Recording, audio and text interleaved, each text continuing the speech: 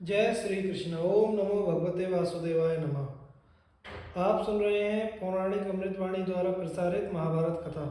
चलिए आगे की कथा शुरू करते हैं। पांडवों की गंधमादन यात्रा। लोमश मुनि ने कहा, राजन, यह मधुविलन नदी दिखाई दे रही है, इसी का दूसरा नाम समंगा है। यह कर्दमिल क्षेत्र है। यहाँ राजा भरत का अभिषेक किया गया था। वृत्रासुर का वध करने पर शचीपति इंद्र जब राज्य लक्ष्मी से भ्रष्ट हो गए थे, तब इस समंगा नदी में स्नान करके ही वे पापों से छुटकारा पा सके थे। यह मेघनाग पर्वत के मध्य भाग में विंशन तीर्थ है। इधर यह कनखन नाम की पर्वतमाला है। यह ऋषियों को बहुत प्रिय है। इसके पास ही यह महानदी गंगा दिखाई दे रही है। पूर्व काल में यहाँ भगवान सनत कुमार ने सिद्धि प्राप्त की थी। राजन, इसमें स्नान करके तुम सब पापों से मुक्त हो जाओगे। इसके आगे पुण्य नाम का सरोवर और भृगुतुंग नाम का पर्वत आएगा। वहां तुम उष्ण गंगा तीर्थ में अपने मंत्रियों सहित स्नान करना।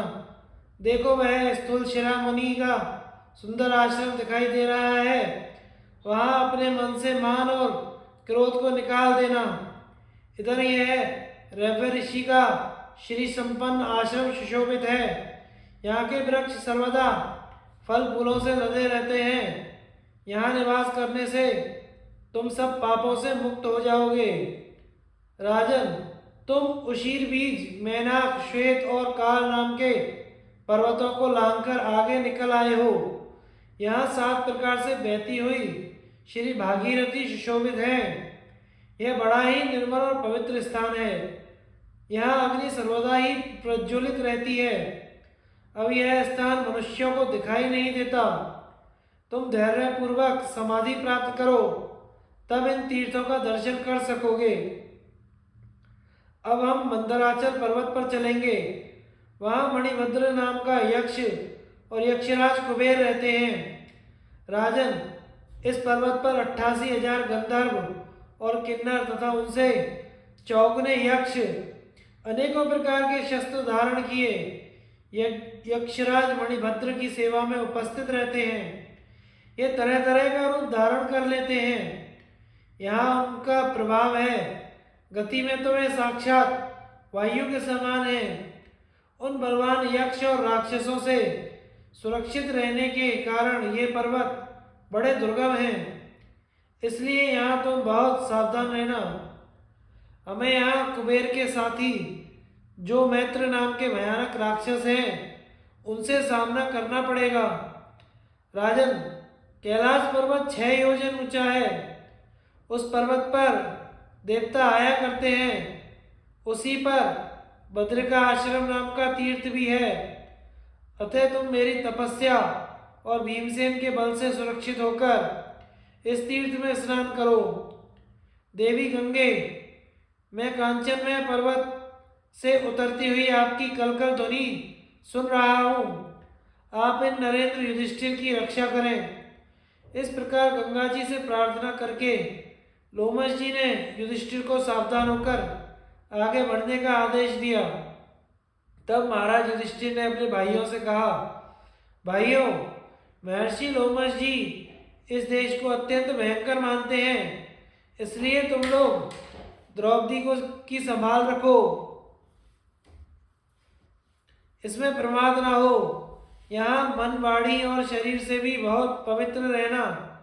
भीमसेन मुनिवर ने कैलाश के विषय में जो बात कही है, वह तुमने भी सुनी है। अब जरा विचार लो, इस पर द्रौपदी कैसे बढ़ेगी। नहीं तो एक काम करो, सहदेव, भगवान धौम्य रसोइयों, पुरवासियों, रथ, घोड़ों, नौकर चाकरों और रास्ते का कष्ट ना सह सकने वाले ब्राह्मणों को लेकर तुम लौट जाओ। मैं, नकुल और भगवान लोमश जी 3 ही अल्पाहार का नियम रखते हुए इस पर्वत पर चढ़ेंगे। मेरे लौटकर आने तक तुम सावधानी से हरिद्वार में रहो। जब तक मैं ना आऊं, द्रौपदी की भली भांति देखरेख करते रहो। भीमसेन ने कहा, राजन, इस पर्वत पर राक्षसों की भरमार है। यों भी यह बड़ा दुर्गम और भीड़ है। सौभाग्यवती द्रौपदी भी आपके बिना लौटना नहीं चाहती। इसी तरह यह सहदेव भी सदा आपके पीछे ही रहना चाहता है। मैं इसके मन की बात जानता हूँ। यह कभी नहीं लौटेगा। इसके सिवा सभी लोग अर्जुन को देखने के लिए बहुत उत्सुक हो रहे हैं, इसलिए सब आपके साथ ही चलेंगे। यदि अनेकों गुहाओं के कारण इस पर्वत पर रथों से यात्रा करना संभव ना हो तो हम पैदल ही चलेंगे। और आप चिंता ना करें, जहाँ जहाँ द्रौपदी पैदल ना चल सकेगी वहाँ वहाँ मैं इसे कंधे पर चढ़ाकर ले चलूँगा। ये माद्री कुमार नकुल और सहदेव भी सुकुमार हैं। जहाँ कहीं दुर्गम स्थान में इन्हें चलने की शक्ति ना होगी वहाँ इन्हें भी मैं पार लगा दूंगा। यह सुनकर युधिष्ठिर ने कहा, तुम यशस्विनी पांचाली और नकुल सहदेव को भी ले चलने का साहस दिखा रहे हो। यह बड़ी प्रसन्नता की बात है। किसी दूसरे से ऐसी आशा नहीं की जा सकती। भैया, तुम्हारा कल्याण हो और तुम्हारे बल, धर्म और सुयश की वृद्धि हो। फिर द्रौपदी ने भी हंसकर कहा, राजन, मैं आपके साथ ही चलूंगी। आप मेरे लिए चिंता ना करें। लोमश जी बोले, कुंती नंदन, इस गंधमादन पर्वत पर तप के प्रभाव से ही चढ़ा जा सकता है। इसलिए हम सभी को तपस्या करनी चाहिए। तप के द्वारा ही हम, तुम, नकुल, सहदेव और भीमसेन अर्जुन को देख सकेंगे। वैशंपायन जी कहते हैं, राजन, इस प्रकार बातचीत करते हुए वे आगे बढ़े तो उन्हें राजा सुबाहु का विस्तृत देश दिखाई दिया। यहाँ हाथी घोड़ों की बहुतायत थी। सैकड़ों किरात, तंगण, पुलिंद जाति के लोग रहते थे। जब पुलिंद देश के राजा को पता लगा कि उसके देश में पांडव लोग आए हैं तो उसने बड़े प्रेम से उनका सत्कार किया। उससे पूजित होकर वे बड़े आनंद से उसके यहाँ रहे और दूसरे दिन सूर्योदय होने पर उन्होंने बर्फीले पहाड़ों की ओर प्रस्थान किया। उन्होंने इंद्रसेन आदि सेवकों को, रसोइयों को तथा द्रौपदी के सारे सामान को पुलिंदराज के यहाँ छोड़ दिया और पैदल ही आगे बढ़े। फिर युधिष्ठिर इस प्रकार कहने लगे, भीम, मैं अर्जुन को देखने की इच्छा से ही 5 वर्ष से तुम सबको साथ लिए सुरम्य तीर्थ, वन और सरोवरों में विचर रहा हूँ, परंतु अभी तक सत्यसंध और शूरवीर धनंजय को ना देख सकने का मुझे बड़ा ताप हो रहा है। अर्जुन के गुणों की क्या बात कहें। यदि छोटे से छोटा आदमी भी उसका तिरस्कार करता तो भी वह उसे क्षमा कर देता था। सीधी सादी चाल से चलने वाले पुरुषों को वह सुख शांति देता था, उन्हें अभय कर देता था। यदि कोई छल कपट से उसके साथ घात करता तो वह स्वयं इंद्र ही क्यों न हो, उसके हाथ से बच नहीं सकता था। अपनी शरण में आए हुए शत्रु पर भी उसका बड़ा उदार भाव रहता था। हम सबका तो वह सहारा ही था। वह शत्रुओं को कुचलने वाला, सब प्रकार के रत्नों को जीतने वाला और सभी को सुखी रखने वाला था।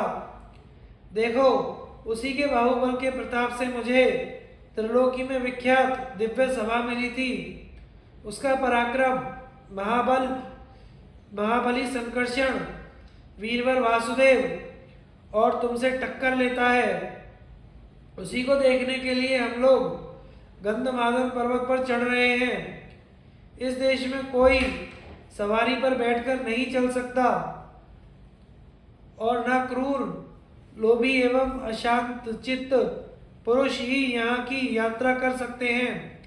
जो लोग असंयमी होते हैं उन्हीं को यहाँ मक्खी, मच्छर, डांस, सिंह, व्याघ्र आदि सर्पादि सताते हैं। संयमियों को तो ये सामने भी नहीं आते। अतः हमें संयत और अल्पाहारी होकर इस पर्वत पर चढ़ना चाहिए। रोमश मुनि बोले, हे सौम्य, यह शीतल और पवित्र जल वाली अलकनंदा बह रही है। यह भद्रिका आश्रम से ही निकली है। देवर्षिगण इसके जल का सेवन करते हैं। आकाशचारी मालकिल्यगण और गंधर्वगण भी इसके तट पर आते रहते हैं। यहाँ मरीचि, पुलह, भृगु, अंगिरा आदि मुनिगण शुद्ध स्वर से सामगान किया करते हैं। गंगाधार में भगवान शंकर ने इसी नदी का जल अपनी जटाओं में धारण किया था। तुम सब विशुद्ध भाव से इस भगवती भागीरथी के पास जाकर प्रणाम करो। महामुनि लोमश की यह बात सुनकर पांडवों ने अलकनंदा के पास जाकर प्रणाम किया और फिर बड़े आनंद से समस्त ऋषियों के सहित चलने लगे। लोमश जी ने कहा, सामने यह जो कैलाश पर्वत के शिखर के समान सफेद सफेद पहाड़ सा दिखाई दे रहा है, वह नरकासुर की हड्डियां हैं। पूर्व काल में देवराज इंद्र का हित करने के लिए इसी स्थान पर भगवान विष्णु ने उस दैत्य का वध किया था। उस दैत्य ने 10,000 वर्ष तक कठोर तपस्या करके इंद्रासन लेना चाहा। अपने तपोबल और बाहुबल के कारण वह देवताओं के लिए अजय हो गया था। वह सदा ही तंग करता रहता था। इससे इंद्र को बड़ी घबराहट हुई। वे मन ही मन भगवान विष्णु का चिंतन करने लगे। भगवान ने प्रसन्न होकर दर्शन दिए। तब सभी देवता और ऋषियों ने उनकी स्तुति की और अपना सारा कष्ट सुना दिया। इस पर भगवान ने कहा, देवराज, तुम्हें नरकासुर से वह है, यह मैं जानता हूँ और यह बात भी मुझसे छिपी नहीं है कि वह अपने तप के प्रभाव से तुम्हारा स्थान छीनना चाहता है। सो तुम निश्चित रहो, वह तपस्या से भले ही सिद्ध हो गया हो तो भी मैं शीघ्र ही उसे मार डालूंगा। देवराज से ऐसा कहकर उन्होंने एक ही तमाचे से उसके प्राण ले लिए और वह चोट खाए हुए पर्वत के समान पृथ्वी पर गिर गया। इस प्रकार भगवान के द्वारा मारे हुए उस दैत्य की हड्डियों का ढेर ही यह सामने दिखाई दे रहा है। इसके सिवा श्री विष्णु भगवान का एक और कर्म भी प्रसिद्ध है। सत्ययुग में आदिदेव श्री नारायण यम का कार्य करते थे। उस समय मृत्यु न होने के कारण सभी प्राणी बहुत बढ़ गए थे। उनके भार से आक्रांत पृथ्वी जल के भीतर 100 योजन घुस गई और श्री नारायण की शरण में जाकर कहने लगी, भगवान, आपकी कृपा से मैं बहुत समय तक स्थिर रही, परंतु अब बोझा बहुत बढ़ गया है, इसलिए मैं ठहर नहीं सकूंगी। मेरे इस भार को आप ही दूर कर सकते हैं। मैं शरणागत हूँ, आप मुझ पर कृपा कीजिए। पृथ्वी के ये वचन सुनकर श्री भगवान ने कहा, पृथ्वी, तू भार से पीड़ित है, यह ठीक है, किंतु भय की कोई बात नहीं है। मैं अब ऐसा उपाय करूँगा जिससे तू हल्की हो जाएगी। ऐसा कहकर भगवान ने पृथ्वी को विदा कर दिया और स्वयं एक सींग वाले वराह का रूप धारण किया। फिर भूमि को उसी एक सींग पर रखकर 100 योजन नीचे से पानी के बाहर ले आए। इस अद्भुत कथा को सुनकर पांडव बड़े प्रसन्न हुए और लोमश जी के बताए हुए मार्ग से जल्दी जल्दी चलने लगे। बद्रिका आश्रम की यात्रा। वैशंपायन जी कहते हैं, राजन, जब पांडवों ने गंधमादन पर्वत पर पदार्पण किया तो बड़ा प्रचंड पवन बहने लगा। वायु के वेग से धूल और पत्ते उड़ने लगे। उन्होंने अकस्मात पृथ्वी, आकाश और संपूर्ण दिशाओं को आच्छादित कर लिया। धूल के कारण अंधकार छा जाने से एक दूसरे को देखना और आपस में बात करना कठिन हो गया। थोड़ी देर में जब वायु का वेग कम हुआ तो धूल उड़नी बंद हो गई और मूसलाधार वर्षा होने लगी। आकाश में क्षण क्षण बिजली चमकने लगी और वज्रपात के समान मेघों की गड़गड़ाहट होने लगी। कुछ देर बाद वायु का वेग कम हुआ तो धूल उड़नी बंद हो गई और मूसलाधार वर्षा होने लगी। आकाश में क्षण क्षण बिजली चमकने लगी। वज्रपात के समान मेघों की गड़गड़ाहट होने लगी। कुछ देर पीछे यह तूफान शांत हुआ। पवन का वेग कम हुआ। बादल फट गए और सूर्यदेव उनकी ओर से निकलकर चमकने लगे। इस स्थिति में पांडव लोग प्राय एक कोस ही गए होंगे कि पांचाल राजकुमारी द्रौपदी इस बवंडर के उत्पात से थककर शिथिल हो गई। वह सुकुमारी थी, इस प्रकार पैदल चलने का उसे अभ्यास ही नहीं था, इसलिए वह पृथ्वी पर बैठ गई। तब धर्मराज युधिष्ठिर ने उसे गोद में लिटाकर भीमसेन से कहा, भाई भीम, अभी तो बहुत से ऊंचे नीचे पर्वत आएंगे। बर्फ के कारण उनको पार करना बड़ा ही कठिन होगा। उन पर सुकुमारी द्रौपदी कैसे चलेगी? तब भीमसेन ने कहा, राजन, मैं स्वयं ही आपको द्रौपदी को और नकुल सहदेव को ले चलूंगा। आप चिंता ना करें। इसके सिवा हिडिंबा का पुत्र घटोत्कच भी बल में मेरे समान ही है। वह आकाश में चल सकता है। आपकी आज्ञा होने पर वह हम सबको ले चलेगा। यह सुनकर धर्मराज ने कहा, तो भीम, तुम उसे यहाँ बुला लो। उनकी आज्ञा होने पर भीमसेन ने अपने राक्षस पुत्र का स्मरण किया।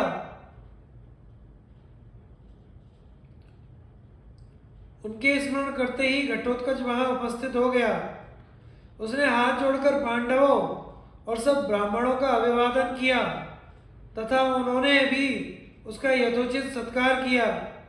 इसके पश्चात भयंकर वीर घटोत्कच ने हाथ जोड़कर भीमसेन से कहा, मैं आपके स्मरण करते ही आपकी सेवा के लिए उपस्थित हो गया हूँ।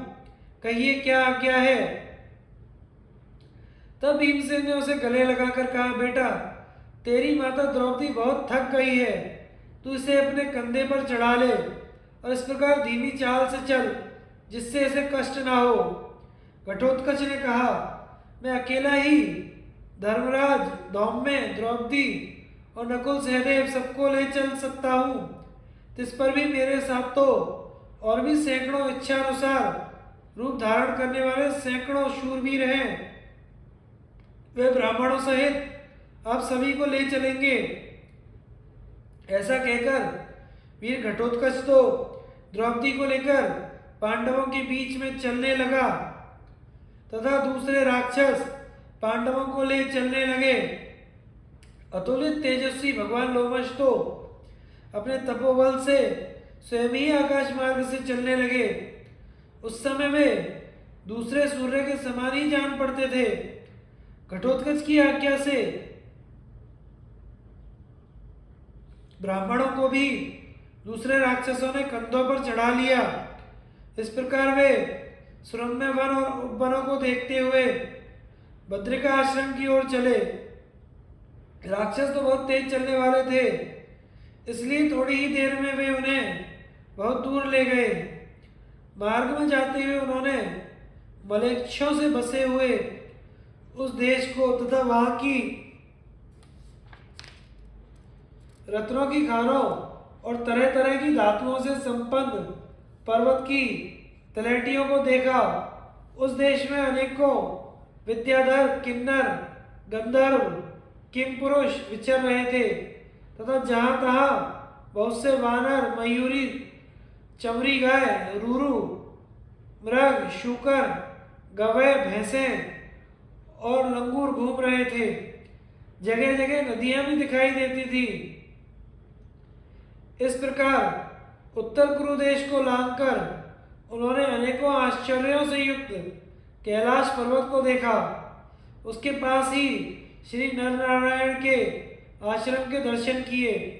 यह आश्रम दिव्य वृक्षों से सुशोभित था, जो सदा ही फल फूलों से लदे रहते थे। उन्होंने यहाँ गोल टहनियों वाले मनोहर बद्री के भी दर्शन किए। इसकी छाया बड़ी ही शीतल और सघन थी तथा इसके पत्ते बड़े चिकने और कोमल थे। उसमें बहुत मीठे मीठे फल लगे हुए थे। उस बद्री के पास पहुंचकर वे सब महानुभाव और ब्राह्मण लोग राक्षसों के कंधों से उतर पड़े, जिसमें स्वयं श्री नर नारायण विराजते हैं, ऐसे उस आश्रम की शोभा निहारने लगे। इस आश्रम में अंधकार नहीं था, किंतु वृक्षों की सघनता के कारण इसमें सूर्य की किरणों का प्रवेश भी नहीं होता था। इसी प्रकार इसमें क्षुधा, प्यास, शीत, उष्ण आदि दोषों की बाधा भी नहीं होती थी। इसमें प्रवेश करते ही शोक अपने आप निवृत्त हो जाता था। यहाँ महर्षियों की भीड़ लगी रहती थी तथा ऋक्, साम, यज रूपा ब्राह्मी लक्ष्मी विराजमान थी। जो लोग धर्म बहिष्कृत थे उनका तो इसमें प्रवेश हो ही नहीं सकता था। जिनका तेज सूर्य और अग्नि के समान था, अंतःकरण का मल तप से दग्ध हो गया था। वे महर्षि और संयतेंद्रिय मुमुक्षु यतिजन ही वहां रहते थे। इसके सिवा वहां ब्राह्मी स्थिति को प्राप्त अनेक ब्रह्मज्ञ महानुभाव भी रहते थे। जितेंद्रिय और पवित्र आत्मा युधिष्ठिर अपने भाइयों सहित उन महर्षियों के पास गए। वे सब दिव्य ज्ञान संपन्न थे। उन्होंने जब महाराज युधिष्ठिर को अपने आश्रम में आते देखा तो वे बड़े प्रसन्न होकर आशीर्वाद देते हुए उनका स्वागत करने के लिए चले। उन महर्षियों का तेज अग्नि के समान था और वे निरंतर स्वाध्याय में लगे रहते थे।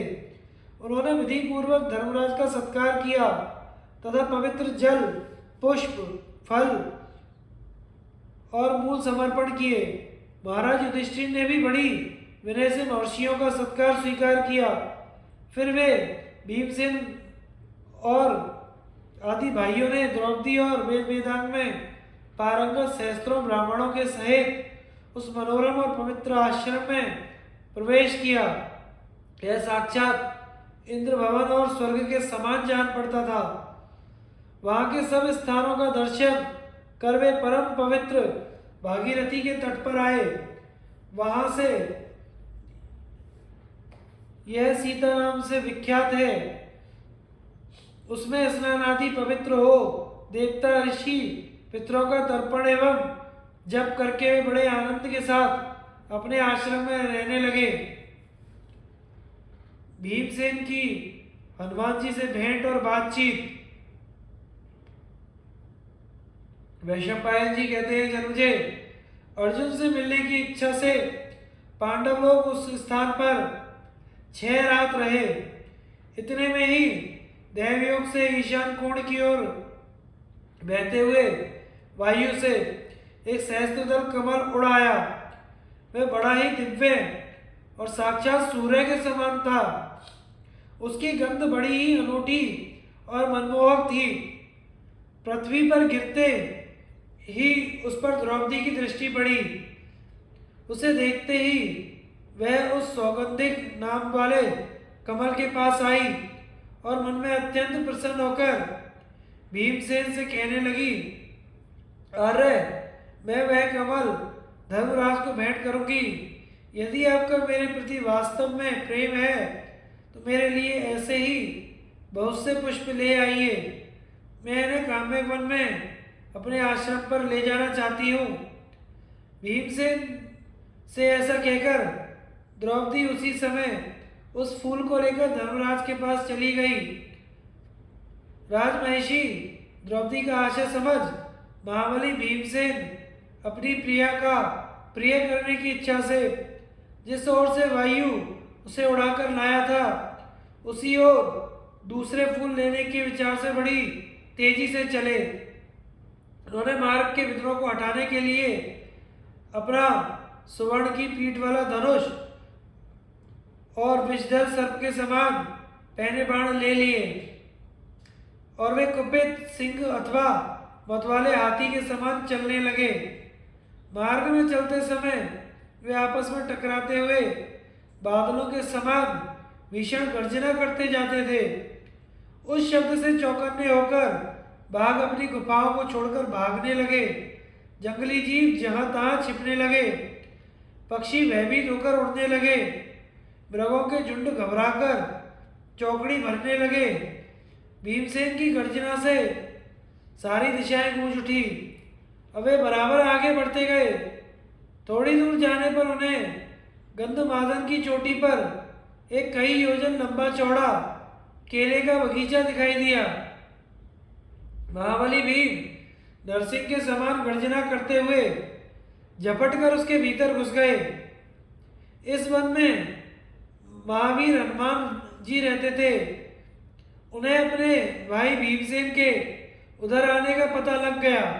उन्होंने सोचा भीमसेन का इधर से होकर स्वर्ग में जाना उचित नहीं है, क्योंकि ऐसा करने से संभव है मार्ग में कोई उनका तिरस्कार कर दे अथवा उन्हें शाप दे दे।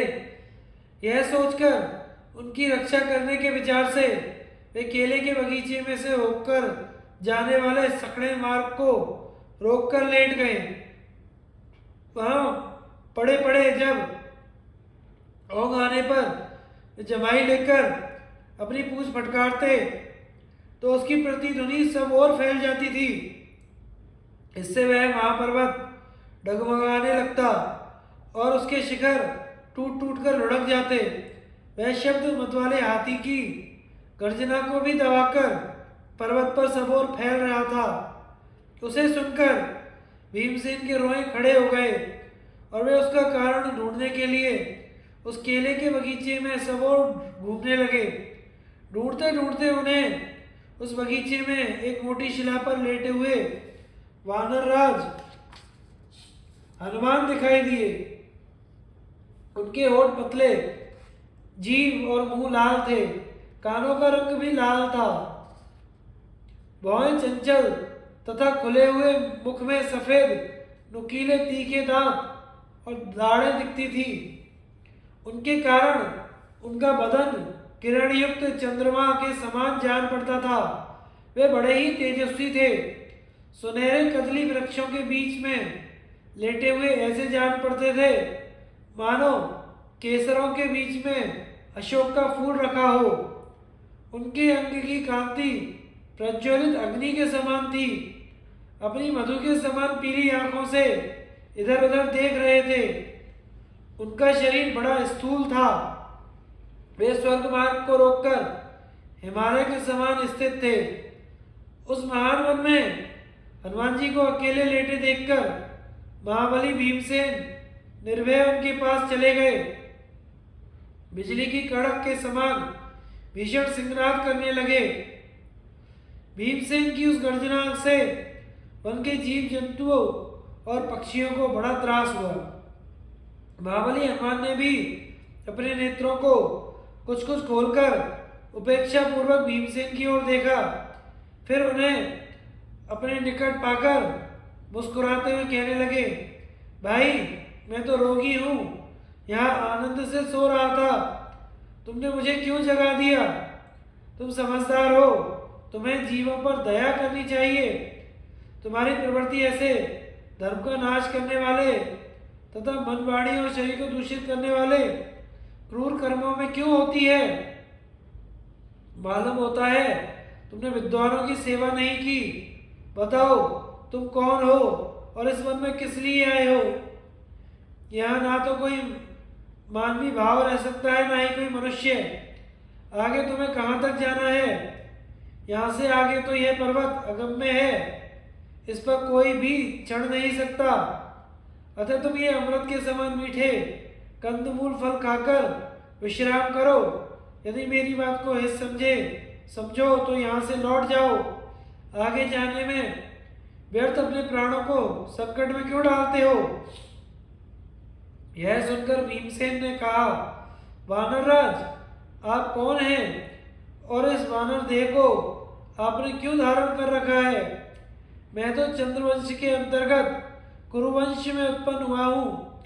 मैंने माता कुंती के गर्भ से जन्म लिया है और मैं महाराज पांडु का पुत्र हूँ।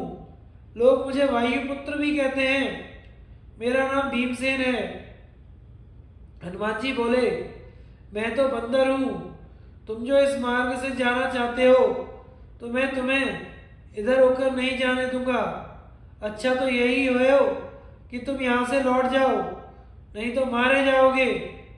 भीमसेन ने कहा, मैं मरूं या बचूं, तुमसे तो इस विषय में नहीं पूछ रहा हूं, तुम जरा उठकर मुझे रास्ता दे दो। हनुमान जी बोले, मैं रोग से पीड़ित हूं, यदि तुम्हें जाना है तो मुझे लांग कर जाओ। भीमसेन बोले, ज्ञान से जानने में आने वाले निर्गुण परमात्मा समस्त प्राणियों के देह में व्याप्त होकर स्थित है, मैं इसलिए उनका अपमान या उल्लंघन नहीं करूंगा। यदि शास्त्रों के द्वारा मुझे भूत भावन श्री भगवान के स्वरूप का ज्ञान ना होता तो मैं तुम्ही को क्या, इस पर्वत को भी उसी प्रकार लांग जाता जैसे हनुमान जी समुद्र को लांग गए थे। हनुमान जी ने कहा, यह हनुमान कौन था जो समुद्र को लांग गया था? उसके विषय में तुम कुछ कह सकते हो तो कहो। भीमसेन बोले, वे बानर प्रवर मेरे भाई हैं, वे बुद्धि बल और उत्साह से संपन्न तथा बड़े गुणवान हैं और रामायण में वे बहुत ही विख्यात हैं। वे श्री रामचंद्र जी की भार्या सीता जी की खोज करने के लिए एक ही छलांग में 100 योजन विस्तृत समुद्र को लांग गए थे। मैं भी बल पराक्रम और तेज में उन्हीं के समान हूं, इसलिए तुम खड़े हो जाओ और मुझे रास्ता दे दो। यदि मेरी आज्ञा नहीं मानोगे तो मैं तुम्हें यमपुरी भेज दूंगा। इस पर हनुमान ने कहा, हे अनग, तुम रोष ना करो, बुढ़ापे के कारण मुझ में उठने की शक्ति नहीं है, इसलिए कृपया करके मेरी पूंछ हटाकर निकल जाओ। यह सुनकर भीमसेन ने अवज्ञापूर्वक हंसकर अपने बाएं हाथ से हनुमान जी की पूंछ उठाई, किंतु वे उसे टस से मस ना कर सके। फिर उन्होंने उसे दोनों हाथों से उठाना चाहा, किंतु वे इसमें भी असमर्थ हुए। तब उन्होंने लज्जा से मुख नीचे कर लिया और दोनों हाथ जोड़कर प्रणाम करके उनसे कहा, वानरराज, आप मुझ पर प्रसन्न होइए और मैंने जो कटु वचन कहे हैं उनके लिए मुझे क्षमा कीजिए। मैं आपका परिचय पाना चाहता हूँ, इसलिए कृपया करके बताइए, इस प्रकार बानर का रूप धारण करने वाले आप कौन हैं? कोई सिद्ध हैं, देवता हैं, गंधर्व हैं अथवा गुह्यक हैं? यदि कोई गुप्त रखने योग्य बात ना हो और मेरे सुनने योग्य हो तो मैं आपका शरणागत हूँ और शिष्य भाव से पूछता हूँ, अवश्य बताने की कृपा करें। तब हनुमान जी ने कहा, कमलनयन भीम, मैं वानरराज केसरी के क्षेत्र में जगत के प्राण स्वरूप वायु से उत्पन्न हुआ हनुमान नाम का वानर हूँ। अग्नि की जैसे वायु के साथ मित्रता है, उसी प्रकार मेरी मित्रता सुग्रीव से थी। किसी कारण से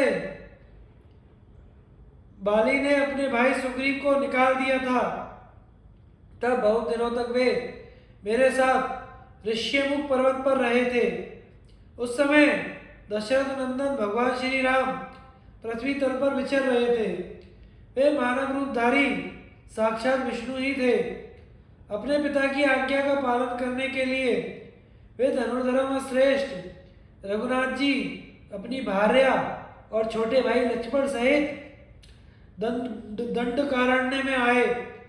जिस समय वे जनस्थान में रहते थे, उन पुरुषश्रेष्ठ को माया से रत्नजटित सुवर्ण में मृग का रूप धारण करने वाले मारीच राक्षस के द्वारा धोखे में डालकर राक्षस राज दुरात्मा रावण छल पूर्वक बलात् उनकी भार्या को हर ले गया। इस प्रकार स्त्री का अपहरण होने पर उसे भाई के साथ खोजते खोजते भगवान श्री राम की ऋष्यमुख पर्वत पर वानरराज सुग्रीव से भेंट हुई। फिर उन दोनों में आपस में मित्रता हो गई और श्री राम ने बदि को मारकर किष्किंधा के राज्य पर सुग्रीव को अभिषिक्त कर दिया। अपना राज्य पाकर सुग्रीव ने सीता जी की खोज के लिए सहस्त्रों वानर भेजे। उस समय 1 करोड़ वानरों के साथ मैं भी दक्षिण की ओर गया। तब गृधराज संपाति ने बताया, सीता जी तो रावण के यहाँ है, इसलिए पुण्यकर्म भगवान श्री राम का कार्य पूरा करने के लिए मैंने सहसा 100 योजन विस्तार वाला समुद्र पार किया। उस मगर और ग्रह आदि से भरे हुए समुद्र को अपने पराक्रम से पार कर मैं रावण के नगर में जनक नंदिनी श्री सीता जी से मिला। फिर अट्टालिका, प्राकार, गोपुरा आदि से सुशोभित लंकापुरी को जलाकर वहां राम नाम की घोषणा करके लौट आया। मेरी बात मानकर कमल नयन भगवान श्री राम ने तुरंत ही करोड़ों वानरों के साथ यात्रा की और समुद्र पर पुल बांधकर लंका में पहुंचे। वहां उन्होंने संग्राम में समस्त राक्षसों को, संपूर्ण लोगों को, रुलाने वाले रावण को उसके बंधु बांधवों सहित मारा और अपने आश्रितों पर कृपा करने वाले परम धार्मिक भक्त विभीषण को लंका के राज्य पर अभिषिक्त किया। फिर नष्ट हुई वैदिक श्रुति के समान अपनी भार्या को ले आए और उसके साथ ही अपनी राजधानी अयोध्यापुरी में लौट आए। वहां जब उनका राज्याभिषेक हुआ तो मैंने उनसे यह वर मांगा, हे शत्रुदमन, जब तक इस भूमंडल पर आपकी पवित्र कथा रहे तब तक मैं जीवित रहूं। इस पर उन्होंने कहा, ऐसा ही हो। भीमसेन, श्री सीता जी की कृपा से यहाँ रहते हुए मुझे इच्छा अनुसार दिव्य भोग प्राप्त हो जाते हैं। श्री राम ने 11 सहस्त्र वर्ष तक पृथ्वी पर राज्य किया, फिर वे अपने धाम को चले गए। हे अनग, इस स्थान पर गंधर्व और अप्सराएं उनके चरित्र सुना सुनाकर मुझे आनंदित करते रहते हैं। इस मार्ग में देवता लोग रहते हैं, मनुष्यों के लिए यह अगम्य है, इसी से मैंने तुम्हें रोक लिया था। संभव है इस वक्त कोई तुम्हारा तिरस्कार कर देता अथवा तुम्हें शाप दे देता, क्योंकि यह दिव्य मार्ग देवताओं के लिए ही है, इसमें मनुष्य नहीं जाते। तुम जहाँ जाने के लिए आए हो वह सरोवर तो यही है। हनुमान जी के ऐसा कहने पर महाबाहु भीमसेन बड़े प्रसन्न हुए और उन्होंने बड़े प्रेम से अपने भाई वानरराज हनुमान जी को प्रणाम करके कोमल वाणी से कहा, आज मेरे समान कोई बड़भागी नहीं है, क्योंकि आज मुझे अपने ज्येष्ठ भाई के दर्शन हुए हैं। आपने बड़ी कृपा की, आपके दर्शनों से मुझे बड़ा ही सुख मिला है, किंतु मेरी एक इच्छा है, वह आपको अवश्य पूरी करनी होगी। वीरवर, समुद्र को लांघते समय आपने जो अनुपम रूप धारण किया था उसे मैं देखना चाहता हूँ, इससे मुझे भी संतोष होगा, आपके वचनों में विश्वास भी हो जाएगा। भीमसेन के ऐसा कहने पर परम तेजस्वी हनुमान जी ने हंसकर कहा, भाई तुम उस रूप को नहीं देख सकते, उस समय की बात ही दूसरी थी, अब वह है ही नहीं। सतयुग का दूसरा समय था, त्रेता और द्वापर का दूसरा ही है। काल तो निरंतर क्षय करने वाला ही है। अब मेरा वह रूप है ही नहीं। पृथ्वी, नदी, वृक्ष, पर्वत, सिद्ध, देवता, महर्षि, ये सभी काल का अनुसरण करते हैं। प्रत्येक युग के अनुसार इनके देह बल प्रभाव में न्यूनाधिकता होती रहती है, इसलिए तो उस रूप को देखने का आग्रह छोड़ दो। मुझमें तो युग युग के अनुसार बल विक्रम रहता है, क्योंकि काल का अतिक्रमण करना किसी के वश की बात नहीं। भीमसेन ने कहा, आप मुझे युगों की संख्या और प्रत्येक युग के आचार, धर्म, अर्थ और काम के रहस्य, कर्म फल का स्वरूप तथा उत्पत्ति और विनाश के बारे में बताइए। हनुमान जी बोले, भाई सबसे पहला कृतयुग है, उसमें सनातन धर्म की पूर्ण स्थिति रहती है तथा किसी का कोई भी कर्तव्य शेष नहीं रहता। उस समय धर्म की तनिक भी क्षति नहीं होती और पिता के सामने पुत्र मरते ही नहीं। फिर कालक्रम से उसमें गौरता आ जाती है। कृतयुग में कोई आदि व्याधि थी, ना ही इंद्रियों में दुर्बलता आती थी। उस समय कोई किसी की निंदा नहीं करता था, किसी को दुख से रोना नहीं पड़ता था, ना ही किसी में घमंड या कपट ही था। आपस में झगड़े, आलस्य, द्वेष, चुगली, भय, संताप, ईर्ष्या, मत्सर का तो उस युग में नाम ही नहीं था। उस समय योगियों के परम आश्रय और संपूर्ण भूतों के आत्मा पर ब्रह्म श्री नारायण का शुक्ल वर्ण था। ब्राह्मण, क्षत्रिय, वैश्य, शूद्र सभी वर्ण शम दमादि लक्षणों से संपन्न रहते थे तथा प्रजा अपने अपने कर्मों में तत्पर रहती थी। सबके आश्रय एक ही परमात्मा थे। आचार और ज्ञान भी सबका एक ही था। सबके पृथक पृथक धर्म होने पर भी वे एक वेद को ही मानने वाले थे, एक ही धर्म के अनुसरण करते थे। वे चारों आश्रमों के कर्मों का निष्काम भाव से आचरण करके परम गति प्राप्त करते थे। इस प्रकार जब आत्म तत्व की प्राप्ति कराने वाला धर्म विद्यमान हो तो कृतयुग समझना चाहिए। उस समय चारों वर्णों का धर्म चारों पादों से संपन्न रहता था। यह तो सत्व, रज, तम तीन गुणों से रहित कृतयुग का वर्णन हुआ। अब त्रेता युग का स्वरूप सुनो। उस समय यज्ञ की प्रवृत्ति होती थी। धर्म का एक पाद नष्ट हो जाता है और भगवान रक्तवर्ण हो जाते हैं। लोगों की प्रवृत्ति सत्य में रहती है तथा उन्हें अपने संकल्प और भाव के अनुसार कर्म और दान के फल मिलते हैं। वे अपने धर्म से नहीं डिगते, धर्म तप एवं दान आदि करने में तत्पर रहते हैं। इस प्रकार त्रेता युग में मनुष्य अपने धर्म में स्थित और क्रियावान होते हैं। इसके पश्चात द्वापर में धर्म के केवल दो पाद रह जाते हैं। विष्णु भगवान का पीत वर्ण हो जाता है और वेद के चार भाग हो जाते हैं।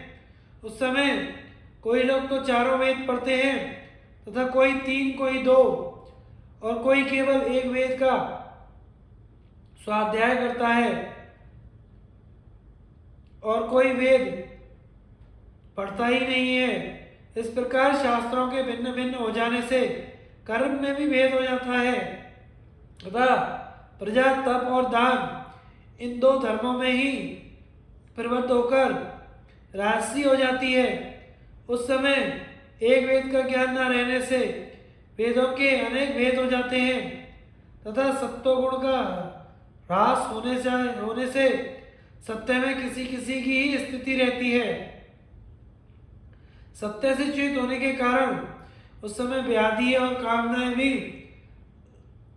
अनेकों हो जाती हैं। जो बहुत से दैवी द्रव्य होने लगते हैं, उनसे पीड़ित होकर लोग तप करने लगते हैं तथा उनमें से अनेकों भोगों और स्वर्ग की इच्छा से यज्ञानुष्ठान करते हैं। इस प्रकार द्वापर युग में अधर्म के कारण प्रजा क्षीण होने लगती है। फिर कलयुग में तो धर्म केवल एक ही पास से स्थित रहता है। इस तमोगुणी युग के आने पर भगवान श्यामवर्ण हो जाते हैं, वैदिक आचार नष्ट हो जाते हैं तथा धर्म, यज्ञ और क्रियाओं का ह्रास हो जाता है। इस समय एति, भीति, व्याधि, तंद्रा तथा क्रोधादि दोष तथा तरह तरह के उपद्रव, मानसिक चिंता और क्षुधा इन सब की वृद्धि होने लगती है।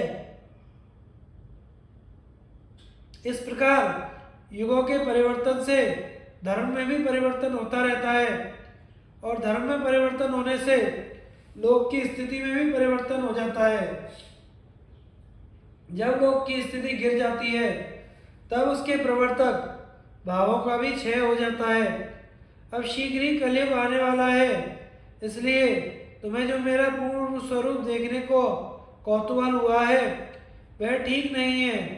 समझदार लोग व्यर्थ बातों के लिए आग्रह नहीं किया करते। इस प्रकार तुमने मुझसे जो बातें पूछी थी वे सब मैंने कह दी। अब तुम प्रसन्नता पूर्वक जा सकते हो। भीमसेन ने कहा, मैं आपके पूर्व रूप को देखे बिना यहाँ से किसी प्रकार नहीं जा सकता। यदि आपकी मेरे ऊपर कृपा है तो मुझे उसके दर्शन अवश्य कराइए।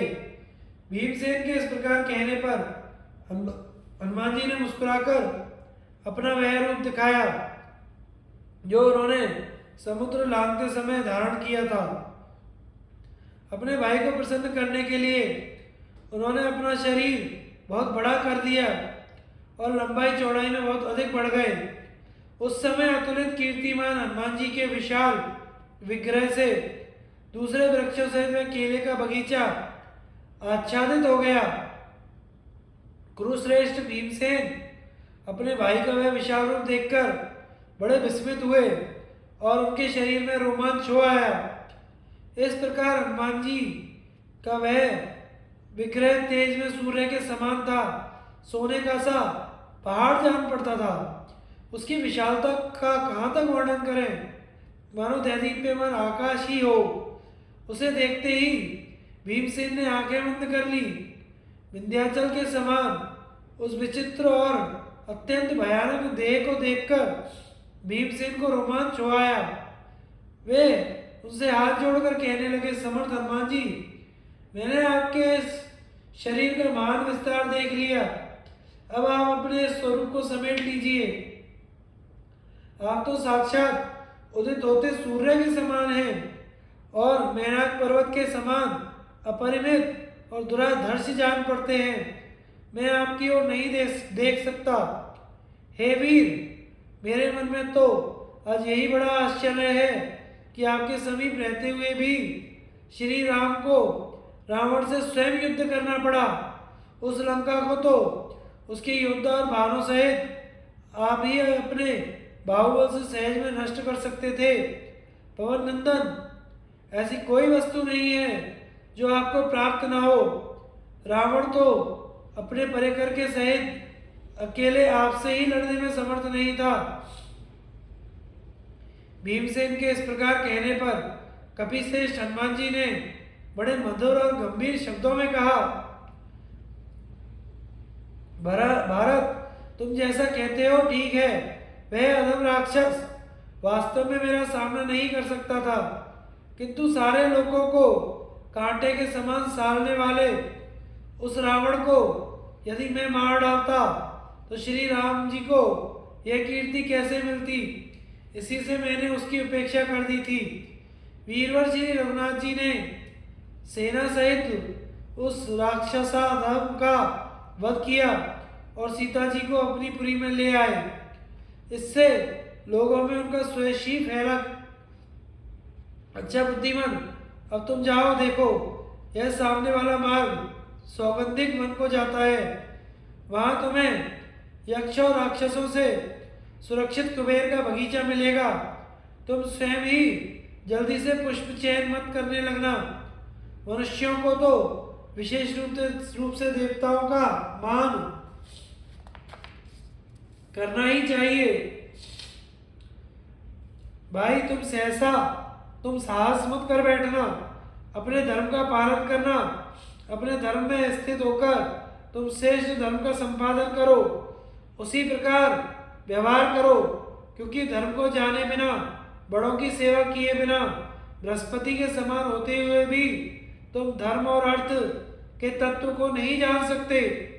किसी समय अधर्म धर्म हो जाता है और धर्म अधर्म हो जाता है।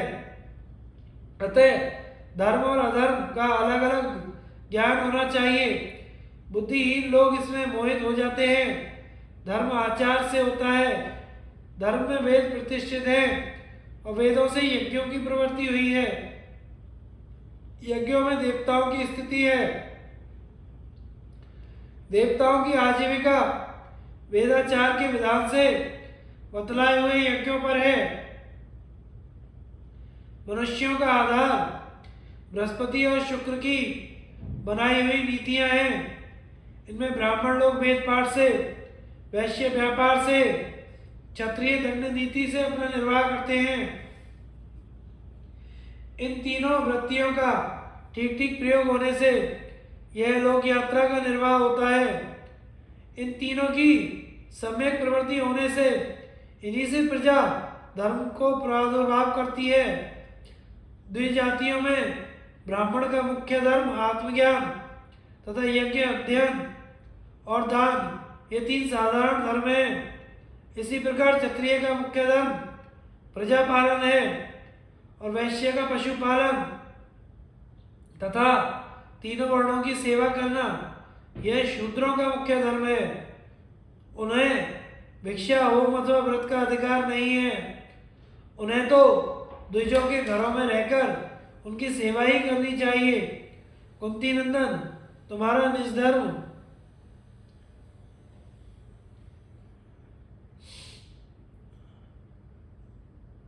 धर्म तो क्षत्रियों का प्रधान धर्म प्रजा पालन ही है। उसका तुम विनय और इंद्रिय संयम पूर्वक पालन करो। जो राजा वृद्ध, साधु, बुद्धिमान और विद्वान के साथ परामर्श करके शासन करता है, वह राजदंड धारण कर सकता है। दुर्व्यसनी का तो तिरस्कार ही होता है। जब राजा प्रजा के निग्रह और अनुग्रह में उचित रीति से प्रवृत्त होता है, तभी लोक की मर्यादा सुव्यवस्थित होती है। अतः राजा को देश और दुर्ग में अपने शत्रु और मित्रों की सेनाओं की स्थिति, वृद्धि, क्षय का दूतों द्वारा सर्वदा पता लगाते रहना चाहिए। साम, दान, दंड और भेद, ये चार उपाय, दूत, बुद्धि, गुप्त विचार, पराक्रम, निग्रह, अनुग्रह और दक्षता, ये गुण ही राजाओं के कार्य को सिद्ध करने वाले हैं। राजा को साम, दान, भेद, दंड और उपेक्षा, इन 5 साधनों के एक साथ या अलग अलग प्रयोग द्वारा अपने काम बना लेने चाहिए। हे भरतश्रेष्ठ, सारी नीतियों और दूतों का मूल गुप्त विचार है। इसलिए जिस शुभ विचार से कार्य की सिद्धि हो, उसी की ब्राह्मणों के साथ मंत्रणा करें। स्त्री, मूर्ख, बालक, लोभी और नीच पुरुषों के साथ जिनमें उन्माद के लक्षण पाए जाएं, उनके साथ गुह्य परामर्श ना करें। परामर्श विद्वानों के साथ करना चाहिए, जो सामर्थ्यवान हो उनसे कराना चाहिए, जो हितैषी हो उनसे न्याय कराना चाहिए। मूर्खों को तो सभी कामों से अलग रखना चाहिए। राजा धर्म कार्यों में धार्मिकों को, अर्थ कार्य में विद्वानों को और स्त्रियों में काम करने के लिए नपुंसकों को नियुक्त करे तथा कठोर कामों में क्रूर प्रकृति के लोगों को लगावे। कर्तव्य और अकर्तव्य के विषय में अपने और शत्रु पक्ष के लोगों की सम्मति जाने तथा शत्रुओं को बलाबल का भी ज्ञान रखे। बुद्धि से जिनकी अच्छी तरह परीक्षा कर ली हो, उन साधु पुरुषों पर अनुग्रह करे तथा मर्यादाहीन अशिष्ट पुरुषों का दमन करे। इस प्रकार हे पार्थ, मैंने तुम्हें कठोर राजधर्म का उपदेश किया। इसका मर्म समझ में आना बड़ा कठिन है। तुम अपने धर्म के विभागानुसार इसका विनय पूर्वक पालन करो। जिस प्रकार ब्राह्मण तप, धर्म, दम, यज्ञ अनुष्ठान के द्वारा उत्तम लोक प्राप्त करते हैं तथा वैश्य, दान और आतिथ्य रूप धर्मों से सद्गति प्राप्त करते हैं, उसी प्रकार जो दंड का ठीक ठीक प्रयोग करते हैं और काम द्वेष से रहित हैं, लोभहीन तथा जिनमें क्रोध नहीं है, ऐसे क्षत्रिय लोग पृथ्वी में दुष्टों का दमन और शिष्टों का पालन करते हुए सत्पुरुषों को प्राप्त होने वाले लोकों में जाते हैं। वैशंपायन जी कहते हैं, फिर अपनी इच्छा से बढ़ाए हुए शरीर को सिकोड़कर वानरराज हनुमान जी ने दोनों भुजाओं से भीमसेन को छाती से लगाया। इसे तत्काल ही भीमसेन की सारी थकावट चली गई और उन्हें सब प्रकार की अनुकूलता का अनुभव होने लगा। उन्हें ऐसा जान पड़ा कि मैं बड़ा बलवान हूँ, मेरे समान कोई महान नहीं है। फिर हनुमान जी ने आंखों में आंसू भरकर सौहार्द से गदगद कंठ हो भीमसेन से कहा, भाई अब तुम जाओ, कभी कोई चर्चा चले तो मेरा स्मरण कर लेना, और मैं इस स्थान पर रहता हूँ, यह बात किसी से मत कहना। अब कुबेर के भवन से भेजी हुई देवांगनाओं और अप्सराओं का यहाँ आने का समय हो गया है। तुम्हारे मानवीय शरीर का स्पर्श होने से मुझे भी संसार के हृदय को प्रफुल्लित करने वाले भगवान श्री राम का स्मरण हो आया। अब तुम्हें भी मेरे दर्शनों का कुछ फल प्राप्त होना चाहिए। तुम मेरे भ्रातृत्व के नाते मुझसे कोई वर मांगो। यदि तुम्हारी इच्छा हो कि मैं हस्तिनापुर जाकर तुच्छ धृतराष्ट्र पुत्रों को मार डालूं तो मैं यह भी कर सकता हूँ, तथा तुम चाहो तो मैं पत्थरों से उस नगर को नष्ट कर दूं, अथवा दुर्योधन को बांधकर तुम्हारे पास ले आऊं। महाभाव, तुम्हारी जैसी इच्छा हो मैं उसे पूर्ण कर सकता हूँ। हनुमान जी यह बात सुनकर भीमसेन बड़े प्रसन्न हुए और उनसे कहने लगे, वानरराज, आपका मंगल हो। यह सब काम तो आप कर ही चुके, अब इनके होने में कोई संदेह नहीं है। बस आपकी दया दृष्टि बनी रहे, यही मैं चाहता हूँ। आप हमारे रक्षक हैं, इसलिए पांडव लोग सनाथ हो गए। आपके ही प्रताप से हम सब शत्रुओं को जीत लेंगे। भीमसेन के ऐसा कहने पर उनसे हनुमान जी ने कहा, भाई और सुहृदय होने के नाते मैं तुम्हारा प्रिय करूंगा। जिस समय तुम शक्ति और बाणों से व्याप्त शत्रु की सेना में घुसकर सिंहनाद करोगे, उस समय मैं अपने शब्द से तुम्हारी गर्जना बढ़ा दूंगा तथा अर्जुन की ध्वजा पर बैठा हुआ ऐसी भीषण गर्जना करूंगा जिससे शत्रुओं के प्राण सूख जाएंगे। तुम उन्हें सुगमता से मार सकोगे। ऐसा कहकर हनुमान जी ने उन्हें मार्ग दिखाया और अंतर्ध्यान हो गए। भीमसेन का सौगंधिक वन में पहुंचने पर यक्ष राक्षसों से युद्ध होना तथा युधिष्ठिर आदि का भी वहां पहुंचना और सबका वापस लौटना। वैशंपायन जी कहते हैं, कपिवर, हनुमान जी के अंतर्ध्यान हो जाने पर महाबली भीमसेन ने उनके बताए हुए मार्ग से गंधमादन पर्वत पर आगे बढ़े। मार्ग में वे हनुमान जी के विशाल विग्रह और अलौकिक शोभा का तथा दशरथ नंदन भगवान श्री राम के महात्म्य और प्रभाव का चिंतन करते जाते थे। सौगंधिक वन को देखने की इच्छा से जाते हुए उन्होंने मार्ग के रमणीय वन और उपवन देखे तथा तरह तरह के पुष्पित वृक्षों से सुशोभित सरोवर और नदियां देखी। इस प्रकार और आगे बढ़ने पर वे कैलाश पर्वत के समीप कुबेर के राजभवन के पास एक सरोवर के निकट पहुंचे। भीमसेन ने वहां पहुंचकर उसका निर्मल जल जी भरकर पिया। महात्मा कुबेर इस सरोवर में जल क्रीड़ा किया करते थे। उसके आसपास देवता, गंधर्व, अप्सरा और ऋषि रहते थे। उस सरोवर और सौगंधिक वन को देखकर भीमसेन बड़े प्रसन्न हुए। महाराज कुबेर की ओर से हजारों क्रोधवश नाम के राक्षस तरह तरह के शस्त्र और पहनावों से सुसज्जित हो इस स्थान की रक्षा करते थे। उन्होंने महाबाहु भीम के पास जाकर उनसे पूछा, कृपया बताइए आप कौन हैं? आपका वेश तो मुनियों का सा है, परंतु आप हथियार भी लिए हुए हैं। कहिए, यहाँ आप किस उद्देश्य से आए हैं? भीमसेन ने कहा, राक्षसों, मेरा नाम भीमसेन है। मैं धर्मराज युधिष्ठिर से छोटा महाराज पांडु का पुत्र हूँ। मैं भाइयों के साथ आकर विशाला में ठहरा हुआ हूँ। यहाँ से वायु से उड़कर एक सुंदर सौगंधिक पुष्प हमारे निवास स्थान पर गया था। उसे देखकर द्रौपदी को वैसे ही फूल लेने की इच्छा हुई, इसी से मैं यहाँ आया हूँ। राक्षसों ने कहा, पुरुष प्रवर, यह यक्षराज कुबेर का प्रिय क्रीड़ा स्थान है। यहाँ मरण धर्मा मनुष्य विहार नहीं कर सकते। यहाँ देवर्षि, यक्ष, देवता भी यक्षराज से आज्ञा लेकर ही जलपान और विहार आदि कर पाते हैं। फिर आप उनका निरादर करके बलात् कमल क्यों लेना चाहते हैं? ऐसा अन्याय करने पर भी अपने को धर्मराज का भाई कैसे कहते हैं? आप महाराज की आज्ञा ले लीजिए, फिर जल भी पी सकेंगे और कमल भी ले जा सकेंगे, नहीं तो आप कमलों की तरफ झांक भी नहीं सकते।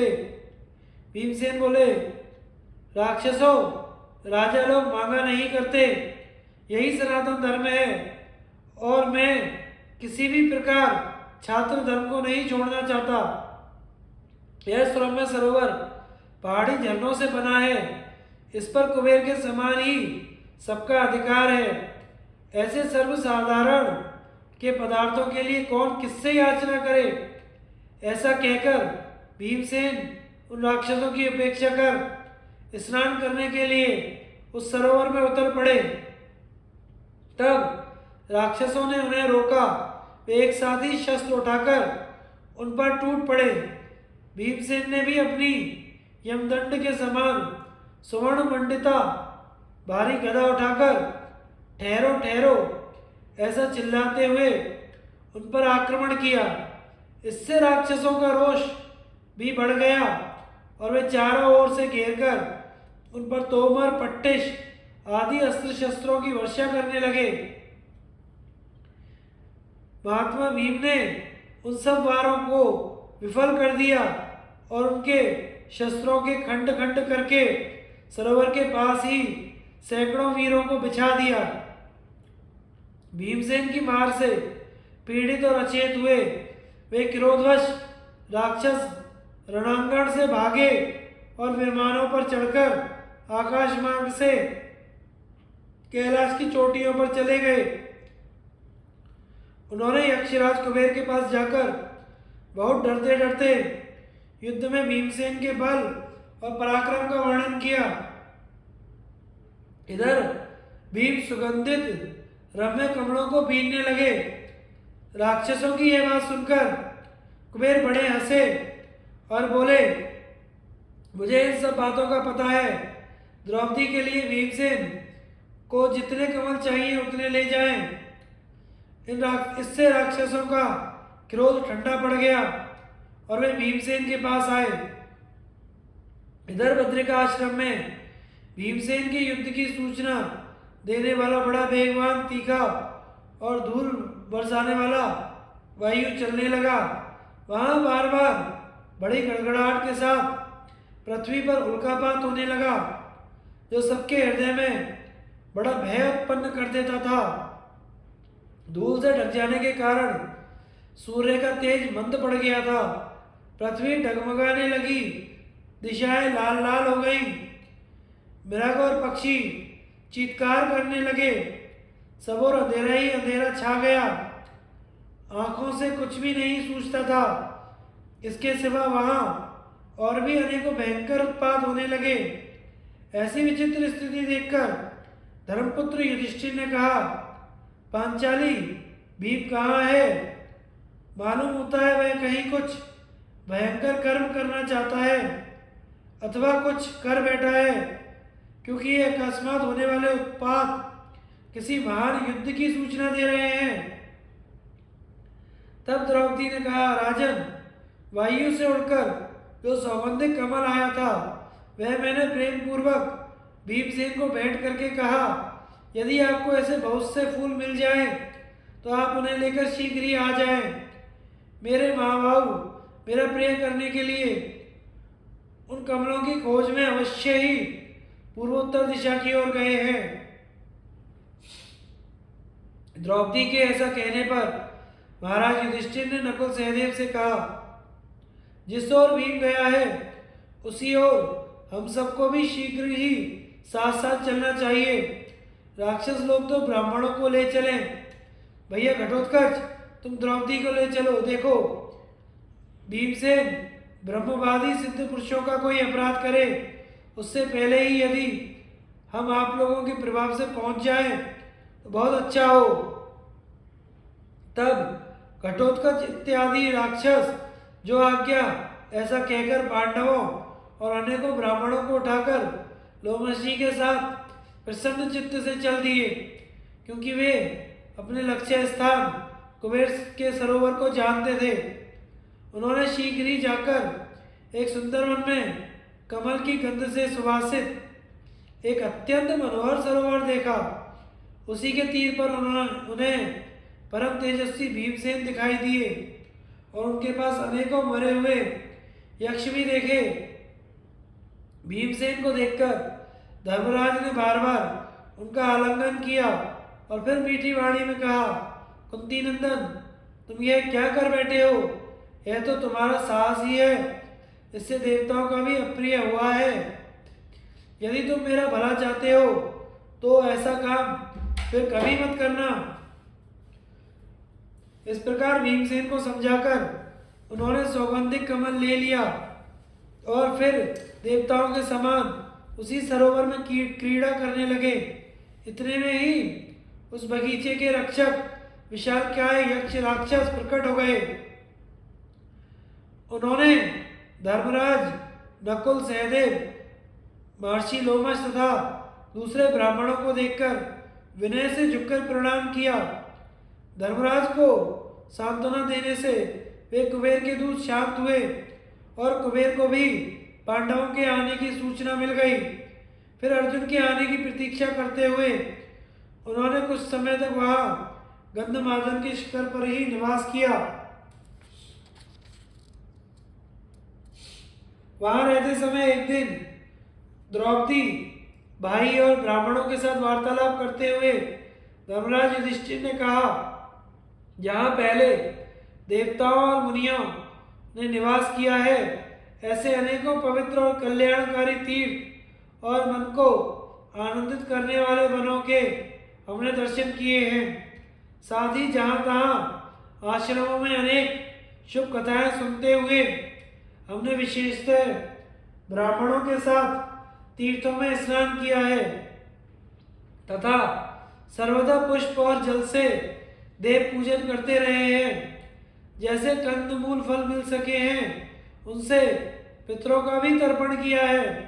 इस प्रकार महात्मा लोमश ने हमें क्रमशः सभी तीर्थ स्थानों के दर्शन करा दिए हैं। अब यह सिद्धों से सेवित कुबेर जी का पवित्र मंदिर है, इसमें हमारा प्रवेश कैसे होगा? जिस समय धर्मराज इस प्रकार बात कर रहे थे, उसी समय उन्हें आकाशवाणी सुनाई दी, अब तुम यहाँ से आगे नहीं जा सकते। यह मार्ग बहुत ही दुर्गम है, इसलिए कुबेर के आश्रम से आगे ना बढ़कर तुम जिस मार्ग से आए हो, उसी से श्री नर नारायण के स्थान बद्रिका आश्रम लौट जाओ।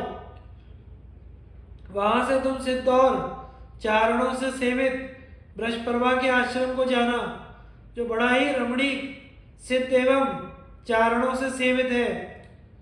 फिर उसे पार करके तुम आश्रीशेण के आश्रम में निवास करना। उससे आगे जाने पर तुम्हें कुबेर के मंदिर के दर्शन होंगे। इसी समय वहां दिव्य गंध में पवित्र और शीतल वायु बहने लगी तथा पुष्पों की वर्षा होने लगी। उस अत्यंत आश्चर्य में आकाशवाणी को सुनकर राजा युधिष्ठिर महर्षि धौम्य की बात मानकर वहां से लौटकर श्री नर नारायण के आश्रम में आ गए। धन्यवाद। आगे की कथा हम अगले भाग में प्रसारित करेंगे। हमारे चैनल को लाइक, शेयर और सब्सक्राइब करें। धन्यवाद।